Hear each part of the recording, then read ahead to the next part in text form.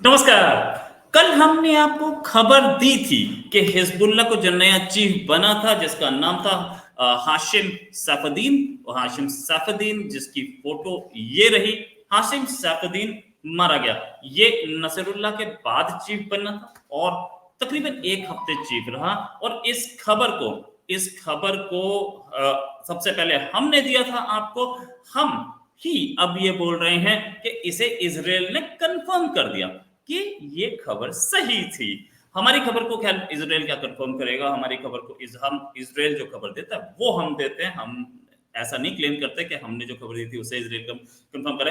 But then the fact is कि सबसे पहले खबर हमने दी थी। अब बताते हैं आपको कि इसका सक्सेसर कौन है। इसका सक्सेसर इब्राहिम अमीन अल सईद है, यानी कि हाशिम सैफुद्दीन का के मरने के बाद एक नया सक्सेसर बनाया है। उसका नाम इब्राहिम अमीन अल सईद ही है। इस पर भी बात करेंगे। ये कौन है? ये फोटो येरी साहब की। ये बहुत टाइम से, बहुत अरसे से इसके हाशिम के साथी थे और एक टाइम पे हिजबुल्लाह के स्पोक्स पर्सन भी रहे थे। और इन्होंने बहुत सारी हिजबुल्लाह और सीरिया के बीच में अच्छी दोस्ती बनवाने का बहुत काम भी किए थे। इनको तो चीफ बनाया गया है। ये कितने दिन रुकेंगे पता नहीं है, लेकिन उससे बड़ी खबर कि इजराइल की कैबिनेट ने मंजूरी दे दी है हमला करने की ईरान पर। और ये मंजूरी के 24 घंटे के अंदर अंदर आ जाना चाहिए एक हमला। लेकिन उससे पहले हम आपको एक खबर और देते हैं। नासिम कासिम सॉरी नईम कासिम, ये डिप्टी सेक्रेटरी जनरल है हिजबुल्लाह के 1991 से। ये डिप्टी सेक्रेटरी जनरल साहब जो हैं इन्होंने इस्तीफा दे दिया है। और क्यों इस्तीफा दिया है? इन्होंने इसलिए इस्तीफा दिया कि ये बोल रहे हैं कि अब मैं हिजबुल्लाह के साथ और नहीं काम कर सकता। क्यों नहीं काम कर सकते? इन्हें डर है कि हिजबुल्लाह की जैसे पूरी लीडरशिप एक पिछले ये वो नसरुल्लाह वाले हमले में पूरी लीडरशिप नसरुल्लाह से जो मीटिंग कर रही थी पूरी खत्म हो गई थी। दूसरी, जब ये आया, क्या नाम है इसका, हाशिम सैफुद्दीन, तो हाशिम सैफुद्दीन के साथ भी एक लीडरशिप मीटिंग कर रही थी, वो भी खत्म हो गई। दो बार पूरी लीडरशिप उड़ा चुका है इसराइल। इसराइल के कॉन्टैक्ट्स, इसराइल के नेटवर्क और इसराइल की हिम्मत, इससे टूट रही है लीडरशिप। ये नईम कासिम जो हैं ये 1991 से हिजबुल्लाह के साथ थे। और ये इनको प्रो बोला जा रहा है कि प्रो हिजबुल्लाह टेलीग्राम चैनल्स ने ये बताया कि ये इजरायली स्पाई हैं। इस वजह से ये आहत हो गए और इन्होंने रिजाइन कर दिया। लेकिन सच ये है कि ये चाहते थे कि आईडीएफ यानी कि इजरायली डिफेंस फोर्सेस से पंगा ना लिया जाए। यार पहले ही इतने सारे मेरे कोलीग्स जो है कल तक चलते फिरते मिल जाते थे, नमस्ते करते थे, सलाम दुआ होती थी। आज वो सब के सब जमीन के नीचे जा चुके। पता नहीं यार मैं भी कहीं उनके अड़ोस पड़ोस में जमीन के नीचे ना चला जाऊं। इसलिए इन्होंने बोला थैंक यू भाई, आप अपना देखो, आप लोग अपना देखो, मेरा कोई लेना देना नहीं। और ना मैं इसमें ना मैं तीर में ना तीरा में मैं क्यों लड़ूं भाई किसी के लिए। ये भी कहानी। अच्छा, जहां तक बात यह है कि अब बात करते हैं इजरायली कैबिनेट ने, सिक्योरिटी कैबिनेट ने डिसाइड ये किया कि हम रिटेलिएट करेंगे ईरान के खिलाफ। ये जो इजरायली कैबिनेट अच्छा, ये बात मैं आपको पहले ही बता चुका हूँ। इजरायली कैबिनेट ने जिस समय डिसाइड किया था उसके 3-4 घंटे के अंदर ही अंदर लेबनान पे अटैक हो गया था। अच्छा, इजरायली कैबिनेट जब डिसीजन लेती है उससे पहले तैयारी तो पूरी होती है। लेबनान पे हमला कोई बहुत बड़ी चीज नहीं थी। क्यों? क्योंकि लेबनान के अंदर घुसना, लेबनान कोई न्यूक्लियर पावर नहीं था, लेबनान के पास कोई बड़े वेपन्स नहीं थे, लेबनान की आर्मी बहुत छोटी सी थी। जितनी आर्मी लेबनान में घुसा दी उतनी तो आर्मी की लेबनान नहीं थी, वो उतनी तो लेबनान के पास आर्मी भी नहीं थी। लेबनान के पास कोई लेटेस्ट वेपन्स नहीं थे, तो लेबनान के अंदर घुसना कोई बहुत बड़ा काम नहीं था। लेकिन ईरान के पास है। खासतौर से आज ही आई एक खबर, S-400 पहुंच चुका है ईरान के पास। यानी कि ईरान का S-400, मैं कितने महीनों से बोल रहा था कि ईरान के पास S-400 है। आज वो खबर सामने आई है। क्यों सामने आई है वो अब बताएगा। जब हमला सबको पता लग गया कि होने वाला है, तब ये ईरान ने डिक्लेयर किया, रशिया ने भी डिक्लेयर किया कि हमने S-400 दे दिया है ईरान को। मतलब ईरान के हाथ में S-400 है और ईरान अब S-400 से वो करेगा, अपना बचाव करेगा। खैर, S-400 और आयरन डोम हम देख चुके हैं कि आयरन डोम कैसा काम करता है। एक बार ये भी पता लग जाए कि S-400 कैसा काम करता है तो हमारे लिए भी फायदा है। और हमें अब हो सकता है हम और S-500 भी ऑर्डर कर दें।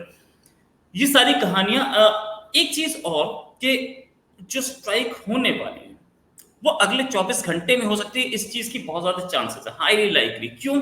क्योंकि S-400 जो है वो अगर कुछ भी नहीं पहुंचे, इंस्टॉलेशन का काम चल रहा है, तो उसका भी हो जाए। दूसरी चीज, इजराइल ने पूरी तैयारी कर रखी होगी और पूरी तैयारी के बाद वो कैबिनेट के पास पहुंचे होंगे कि इसका अप्रूवल दीजिए। कैबिनेट का अप्रूवल मिल गया, अब वो बात करें, कांस्टेंट बातचीत चल रही होगी अमेरिका से, और हो सकता है कुछ और कंट्रीज हैं जिसके बीच में एक यूएई हुआ करता था, एक कतर हुआ करता था, बहरीन हुआ करता था। वैसे यूएई, कतर, बहरीन जो हैं अब अपनी ना न्यूट्रलिटी दिखा चुके हैं। न्यूट्रलिटी दिखा चुके हैं मतलब ये सारे कंट्रीज ना ईरान के साथ हैं ना इसराइल के साथ हैं। मैं फिर से बोलूं क्या? ये सारे कंट्रीज ना ईरान के साथ हैं ना इसराइल के साथ हैं। हमारा इंडियन मुस्लिम जो है ना वो ईरान के साथ है। ये मुस्लिम कंट्रीज हैं, ये ना ईरान के साथ है ना इसराइल के साथ है। अच्छा, पाकिस्तान ईरान के साथ है, वो शिया टमाटर खाता नहीं है लेकिन ईरान के साथ रहता है, ईरान को सपोर्ट करता है। क्यों सपोर्ट करता है? पता नहीं, उसको लगता है कि हम अगर सपोर्ट कर देंगे तो शायद हो सकता है कि मेरी कुर्सी 10 दिन 15 दिन और चल जाए। वहां के आर्मी चीफ को भी ऐसा ही लगता है, वहां के प्राइम मिनिस्टर को भी ऐसा लगता है, क्योंकि मुस्लिम सेंटिमेंट्स कहीं घर बस चुके। फिर भी एक बात है कि अभी हाल में रशिया ने करीब 10 घंटे पहले रशिया ने वार्न किया था ईरान को, 10 घंटे भी नहीं हुए होंगे, 5-6 घंटे। ईरान को रशिया ने वार्न किया था कि इसराइल के F-35 या अमेरिका के F-35 फाइटर्स हैं, ये इसराइल के आसपास मंडरा रहे हैं। अब वो बाद में थोड़ी और इंफॉर्मेशन जो देर रात तक, इस समय 6 बजने वाले हैं सुबह सुबह, तो इस समय तक जो पर्कुलेट हुई है खबर वो ये कि वो ये यमन पे हमला करने जा रहे थे, लेकिन ईरान के पास थे, तो हो सकता है इन्होंने ईरान पे भी कुछ न कुछ हमला किया हो। इस पर पैनी नजर रहेगी हमारी। और साथ में ये भी कि अमेरिका के कुछ प्लेन्स और इसराइल के कुछ प्लेन्स तैयारी कर रहे हैं, मतलब अपने वेपन्स फिट कर रहे हैं, इसराइल के फिट कर रहे हैं। इसराइल की कुछ मिसाइलें भी तैयार की जा रही हैं। अभी तक न्यूक्लियर होगा कि नहीं ये नहीं पता, लेकिन हाँ, सिविलियन एरियाज पे कोई कैजुअलिटी नहीं होगी, इसमें कोई शक नहीं। सिविलियन एरियाज पे कोई कैजुअलिटी क्यों नहीं होगी? इसका रीजन मैं आपको बता रहा हूँ। इसका रीजन ये है कि ईरान चाहता है, इसराइल चाहता है कि ईरान के अंदर एक रिवोल्ट हो, लोग अपनी हुकूमत के खिलाफ रिवोल्ट करें आगे। और इस रिवोल्ट में अगर वो सिविलियन एरियाज को अटैक करेगा तो ईरान की गवर्नमेंट ये दिखाएगी कि देखो ये तो मुसलमानों के खिलाफ है। और एक मुस्लिम एक ऐसा वर्ड है ना कि आप एक बार दिखा दो कि यार इस्लाम के खिलाफ है, तो आप कितने ही खराब प्राइम मिनिस्टर को, प्रेसिडेंट को, आर्मी चीफ को कंटिन्यू कर सकते हो पावर में फॉर 5 years और 10 years। ये चीज सबसे बढ़िया अगर किसी ने दिखाई तो पाकिस्तान की गवर्नमेंट ने, जियाउल हक ने और ओसामा बिन लादेन ने, जो कि शायद बहुत सारे लाखों करोड़ों मुस्लिम्स के दिल में बैठा था। हालांकि उसने करोड़ों मुस्लिम्स के लिए कुछ किया नहीं था, तो सिविलियन एरियाज पे अटैक नहीं होगा। न्यूक्लियर स्ट्राइक संभव है, मतलब न्यूक्लियर फैसिलिटीज पे स्ट्राइक, ये नहीं कि इजराइल न्यूक्लियर बॉम्ब मारेगा। अच्छा, ऐसी खबरें हैं अभी हाल में, कुछ 2 दिन पहले आई थी, वो खबर मैंने प्रोमिनेंस से उठाई नहीं क्योंकि मुझे लगा कि इस खबर को उठाना ठीक नहीं है, लेकिन मैं खबर आपको दे जाता हूँ, खबर दे जाता हूँ मतलब एक लाइन में वो खबर बता जाता हूँ। खबर ये आई थी कि इसराइल के पास तकरीबन 70 न्यूक्लियर वेपन्स हैं जिनको वो टाइम पड़ने पे यूज कर सकता है। अब इसका इसका इसकी डिटेल्स एनालिसिस ये सब तो अपन बाद में करते रहेंगे जब टाइम आएगा, अभी टाइम नहीं आया इस चीज का। जहां तक बात ये कि न्यूक्लियर स्ट्राइक कैसे हो सकती है फिर अगर न्यूक्लियर वेपन्स यूज नहीं होंगे, किसी और कंट्री की न्यूक्लियर फैसिलिटी पे या न्यूक्लियर पावर प्लांट हो या यहाँ पे न्यूक्लियर वेपन्स रखे हो, उस लोकेशन पे कहीं पे भी हमला एक न्यूक्लियर अटैक माना जाता है। तो इसराइल न्यूक्लियर फैसिलिटी पे अटैक करने की तैयारी कर रहा है, प्लानिंग चल रही है, पीछे पीछे बातचीत चल रही है, मिसाइल्स टिप कर दी गई हैं। हो सकता है कि कुछ F-35 का नुकसान हुआ है इसराइल को ईरान की हमले में, लेकिन और F-35 की खेप तो आ ही रही है और F-35 और हैं भी उनके पास, जितने बचे हुए थे वो F-35 यूज़ हो सकते हैं।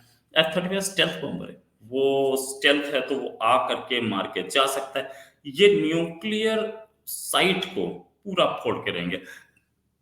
अभी थोड़ी देर पहले, तकरीबन 5-6 घंटे पहले ही एक और खबर आई थी कि डोनाल्ड ट्रंप ने बोला था कि ईरान की न्यूक्लियर फैसिलिटी पे हमला हो। ऐसा ही बाइडेन भी चाहते हैं, बोल नहीं रहे हैं। अमेरिका के प्रेसिडेंट होते हुए वो बोल कैसे सकते हैं? डोनाल्ड ट्रंप ओपन में बोल रहे हैं क्योंकि वो प्रेसिडेंट नहीं है। अमेरिका चाहता है कि ईरान की न्यूक्लियर फैसिलिटी पे हमला हो, न्यूक्लियर फैसिलिटी खत्म कर दी जाए ताकि उसके हाथ में परमाणु बम है। ऐसा कोई एविडेंस तो नहीं है, लेकिन हाँ, ये ज़रूर है कि परमाणु बम हो सकता है, न्यूक्लियर प्रोबेबल में वो है कंट्री। साथ में यूएस तो चाहता ही है कि इसके न्यूक्लियर, ईरान भी चाहता है कि इसके न्यूक्लियर इंस्टॉलेशंस या इसकी न्यूक्लियर कैपेबिलिटी खत्म कर दी जाए। सबसे ज्यादा कौन चाहता है? एक और कंट्री है जो यूएस से, अमेरिका से और इसराइल से ज्यादा चाहता है कि इसकी न्यूक्लियर फैसिलिटी खत्म कर दी जाए। वो कंट्री है सऊदी अरेबिया, क्योंकि सऊदी अरेबिया को ये पसंद नहीं कि किसी शिया के हाथ में न्यूक्लियर बम हो। इसलिए वो चाहता है कि इसकी न्यूक्लियर फैसिलिटी खत्म करो और इसके और वो ये चाहता है कि एक न्यूक्लियर बम या 10 न्यूक्लियर बम मेरे हाथ में दे दो, ताकि मैं एक सुपर पावर बन सकूं, क्योंकि तेल तो मेरे हाथ में है ही ना। अच्छा, एमबीएस का, मोहम्मद बिन सलमान का ये सपना है।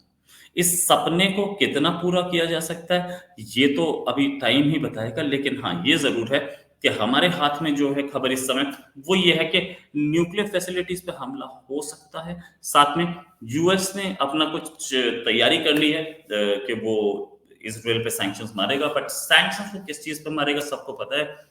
बेटे ने अगर कुछ गुस्ताखी की तो फिर कौन उसको पूछ सकता है। अच्छा, एक और खबर आई है, हमास ने माना है कि उनका आर्म्ड विंग का जो चीफ था, अल कासम ब्रिगेड्स का, वो उसका नाम था याही यासिर ओफी। अ, वो और 7 और लोग मारे गए हैं वो वेस्ट बैंक की स्ट्राइक में। ये वेस्ट बैंक से खबर है, और वेस्ट बैंक की स्ट्राइक में अगर ये मारे गए हैं तो ये भी मतलब जो लीडरशिप जैसी हिजबुल्लाह की लीडरशिप थी, वैसे ही हमास की लीडरशिप भी हमें खत्म होती दिख रही है। ये थी हमारे पास खबर। और फाइनली 10 इजरायली सैनिकों के मारे जाने की खबर है, हालांकि इसकी अभी तक पुष्टि नहीं हुई है। ये जो थे ये ऑपरेशन कर रहे थे लेबनान बॉर्डर पे, और इजरायली जो हेलीकॉप्टर्स हैं ये वो गए हैं इनकी डेड बॉडीज लेने के लिए। लेकिन एक इसमें पेच है स्टोरी में। ये खबर जो आ रही है वो अरेबिक सोर्सेस से आ रही है, इजरायली सोर्सेस से नहीं आई। तो अरेबिक सोर्सेस से जब भी खबर आती है तो वो कई बार अपनी ही एक नेटवर्क है, पाकिस्तान से लेकर के वहां मोरक्को तक, सारे के सारे अपने आप को मुसलमान समझते हैं। ऐसे लोग हैं जो कि ये समझते हैं कि अच्छा, मुसलमान ने बहुत बड़ा काम किया, तो ये उन लोगों को सेटिस्फाई करने के लिए भी खबर हो सकती है, जिसको कई अरेबिक एजेंसीज प्रोपोगेट कर रही हूँ। तो इस खबर पे भी हमारी नजर रहेगी। लेकिन हमने जो खबर कल दी थी उस पर मोहर आज लग गई है, किसी ने और ने नहीं दी थी। ताकि सब बोलते रहे, मेरे पास बहुत सारे फोन आए, बहुत सारे लोगों के फोन आए, सबने ये बोला कि ये खबर कंफर्म है। मैंने कहा देखो, इसराइल ने कंफर्म नहीं की, मैं कंफर्म कर रहा हूँ।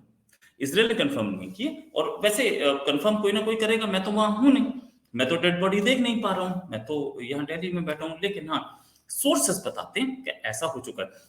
खबर गलत भी हो सकती है, सोर्सेस गलत, लेकिन मेरे सोर्सेस कल सही बता रहे थे, और मेरे सोर्सेस जनरली सही बताते। तो हमारे पास नजर रखिएगा, हमारे साथ बने रहिएगा, हम आपको लेटेस्ट खबर देंगे। अभी के लिए नमस्कार, धन्यवाद, जय हिंद।